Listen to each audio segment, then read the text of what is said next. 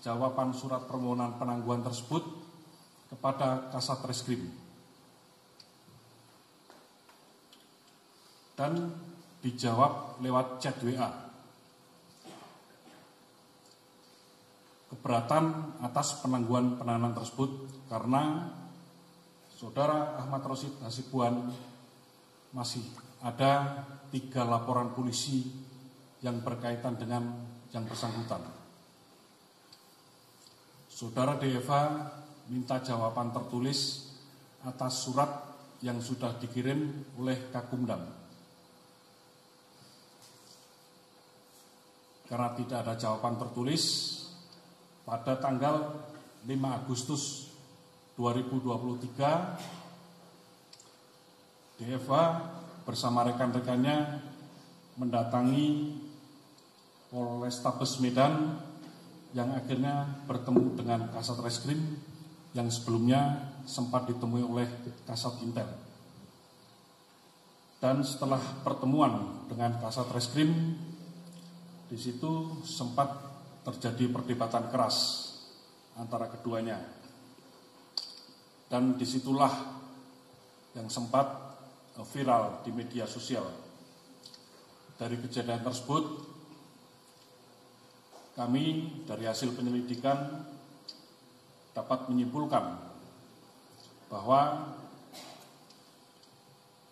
kedatangan DFA bersama rekan-rekannya di kantor Polrestabes Medan dengan berpakaian dinas loreng pada hari libur, hari Sabtu, dapat diduga atau dikonotasikan merupakan upaya show of force kepada penyidik Polrestabes Medan untuk berupaya mempengaruhi proses hukum yang sedang berjalan. Ini bisa dilihat dari video yang viral bahwa tidak semua personil yang ada di situ berkonsentrasi untuk mendengarkan duduk persoalan yang sedang diselesaikan. Tapi ada yang berlalu lalang di sekitar tempat mereka berdebat.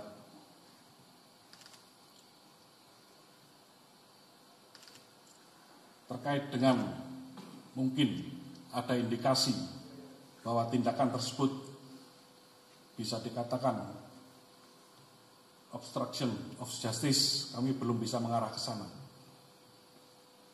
Demikian yang bisa kami sampaikan, mungkin terkait dengan ketentuan-ketentuan hukum, terkait dengan bantuan hukum, mungkin nanti Kababinkum yang akan menjelaskan. Demikian penjelasan dari kami, Puspom TNI. Terima kasih, Puspen. Terima kasih, Komandan Puspom TNI. Selanjutnya saya serahkan ke Kababinkum. Terima kasih, Kapuspen. Selamat pagi, rekan-rekan.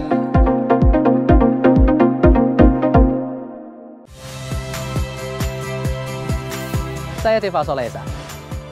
Saksikan program-program Kompas TV melalui siaran digital, pay TV, dan media streaming lainnya. Kompas TV, independen, terpercaya.